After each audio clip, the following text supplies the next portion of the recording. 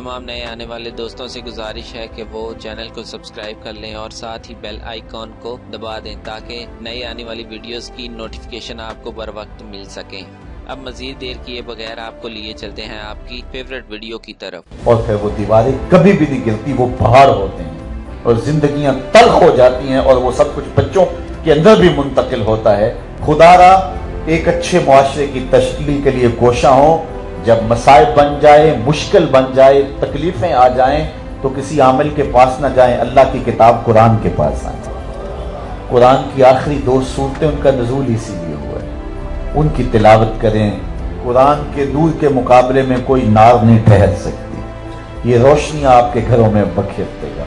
अगर आपको जादू है, अगर आपको शक पड़ गया है इसका, तो सूरह बकरा की रोज तिलावत करें। इसकी बरकत से घर के अंदर अनवार फैलेंगे और कोई बदरूह घर के अंदर नहीं होगी।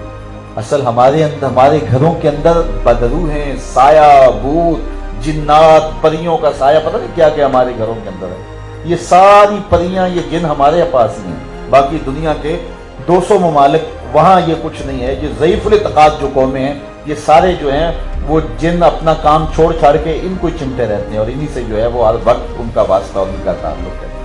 तो एक अच्छे मुआशरे की तश्कील के लिए हमने कुरान मजीद से रब्त मजबूत करना है, इससे ताल्लुक को पुख्ता करना है। ये कुरान हमारी जिंदगी में नूर भर देगा, हमारी जिंदगी में रोशनियां भर देगा, हमारी जिंदगी में उजाले भर देगा। रोजाना अपने दिन का आगाज कुरान मजीद की तिलावत से किया करो। फजर की नमाज पढ़ के या पढ़ने से पहले कुरान मजीद की तिलावत मामूल जिंदगी बना लो। घर में खैर व बरकत और नूर व दिखत के माहौल पैदा होंगे। और अगर अल्लाह आपको नसीब करे तो सहरी के सजदों की भी आदत डालो। वो घर कितना खुश नसीब है, उधर सहर के सपीदे नमूदार होते हैं, उधर मुसल्ले बिछने लग जाते हैं। माएँ, बहनें, बेटियां घरों में मुसल्ले बिछाती हैं और मर्द हजरात मस्जिदों का रुख करते हैं। मस्जिदें भी आबाद हैं और घर भी आबाद हैं। फरमाया अपने घरों को कब्रिस्तान ना बनाना। कब्रिस्तान में चूंकि नमाज नहीं है, इसलिए कहीं ऐसा ना हो कि तुम्हारे घर में भी कोई नमाज ना हो। और कितना बदनसीब है वो घराना कि सुबह को जबकि चिड़ियां भी रब की तस्बीह बोल रही होती हैं, हशरातुल अर्ज़ भी उसके तकदीस के तराने पढ़ रहे होते हैं, और किसी घर से नींद के खर्राटों की आवाज आ रही है। और वो कितना खुश नसीब घराना है जिस घर से कुरान के पढ़ने की आवाज आती है। सहरी का उठना जिस घर का मामूल है। एक हदीस में आता है, जब सहरी का वक्त होता है तो शौहर अपनी बीवी को झंझोड़ता है, अल्लाह की बंदी उठ, अल्लाह के हुजूर सजदा रेज हो जाए। सारे दिन की थकी हुई खातून उठ नहीं पाती। खैर वो उठता है, वुजू करता है, लेकिन बीवी से मोहब्बत है कि ये भी रब के हुजूर सजदा रेज हो। मोहब्बत तो ये है, प्यार तो इसे कहते हैं। तो वो चुल्लू में थोड़ा सा पानी लिया आता है और अपनी बीवी के चेहरे पे छिड़क देता है और खुद मुसल्ला बिछा के नमाज में मशगूल हो जाता है। बीवी उठती है, देखती है कि शौहर नमाज पढ़ रहा है, तो वो भी जल्दी से उठती है, वुजू करती है, मुसल्ला लेती है, शौहर के मुसल्ले के करीब मुसल्ला बिछा लेती है और वो भी नमाज पढ़ने लग जाती है। सहरी के लम्हे हैं, अल्लाह अकबर, अंधेरा छाया हुआ है, रात का पिछला पहर है, कोई देख नहीं रहा। एक तरफ शौहर नमाज पढ़ रहा है, दूसरी तरफ उसकी बीवी नमाज पढ़ रही है। कभी वो सजदा करता है, कभी वो रुकू करती है, कभी वो कयाम में होती है, कभी ये जलसे में होता है। अल्लाह की बंदी और उसकी दहलीज का बकारी उसके हुजूर हाजिर है। कभी हाथ फैला के दुआ मांगते हैं, कभी सजदे में हैं, कभी रुकू में हैं। ये नमाज पढ़ रहे होते हैं। हदीस में आता है अल्लाह दोनों को देख के मुस्करा रहा होता है। अपनी शान के मुताबिक अल्लाह मुस्करा रहा होता है कि मेरा बंदा और मेरी कनीस किस तरह मेरे हुजूर सजदा रेज़। और फिर जब वो सजदे में होते हैं, इतनी रहमतें बरसती हैं, अगर उनको पता चल जाए कि कितनी रहमतें बरस रही हैं, वो सजदे से सर ही ना उठाएं।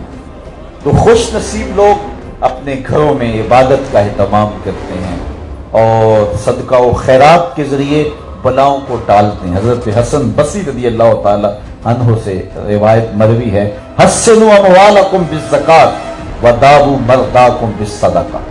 फरमाया अपने अमवाल को ज़कात से पाक करो और अपने मरीजों का इलाज सदके से करो। जब घर में कोई मरीज हो जाए तो सदका करो, डॉक्टर के पास जाओ। हाँ, कोई साले आमिल हो और कोई ऐसा रूहानी मसला हो तो उसके पास भी जाया जा सकता है, لیکن اس میں بھی شرائط ہیں.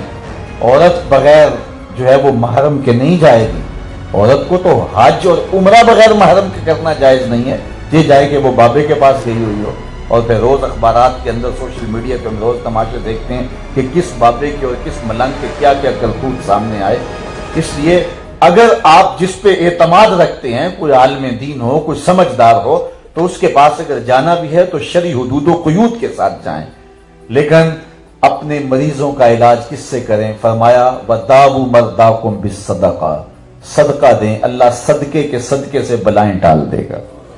ڈاکٹر کے پاس جائیں، علاج معالجہ کرائیں، لیکن پہلے صدقہ کریں. صدقے سے انشاءاللہ بلائیں ٹلیں گی، صحت ہوگی، عافیتوں کے اجالے اتریں گے.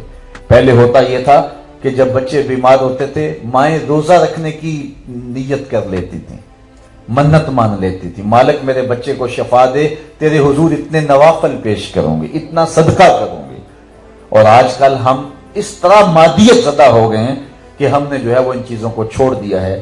یا تو ہم ان بابوں کو سب کچھ سمجھ لیا ہے، یا ہم نے مادیت زدہ ہو کر کے ہم نے یہ سمجھ لیا ہے کہ شاید علاج ہی سب کچھ ہے. تو اپنے بچوں کے علاج کے لیے صدقے سے آغاز کرو، اللہ کے حضور دعائیں کرو. پھر اس کے بعد فرمایا تیسری بات حضرت حسن بصری فرماتے ہیں، جو بلائیں اور آزمائشیں تمہارے اوپر آتی ہیں ان کو ٹالنے کے لیے اللہ کے حضور ہاتھ پھیلاؤ اور آہوازاری کرو. مسلح بچھا کے اپنی مشکلات کو حل کرنے کا راستہ تلاش کرو. ایک خوبصورت زندگی گزارو.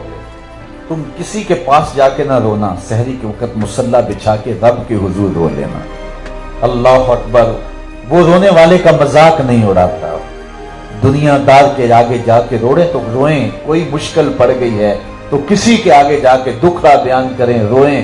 ایک تو اس کے آگے تم بے توقیر ہو جاؤ گے، پھر وہ کبھی اللہ آپ کو عزت دے دے، اللہ آپ کو مسائل سے نکال دے تو کبھی جتلائے گا یہ وہی ہے، اس کو فلاں مسئلہ بن گیا تھا اور میری چوکھٹ پہ آ کے جو ہے وہ تین پیر آ کے بیٹھا رہتا تھا، رویا رہتا تھا، روتا رہتا تھا. لیکن رب کی چوکھٹ پہ پانچوں پیر آ کے بیٹھو اور رو کے فریاد کرو. وہ نہیں کہتا یہ وہی ہے، وہ رونے والے کو اس کے آنسو زمین پہ گرنے سے پہلے عطا کر دے.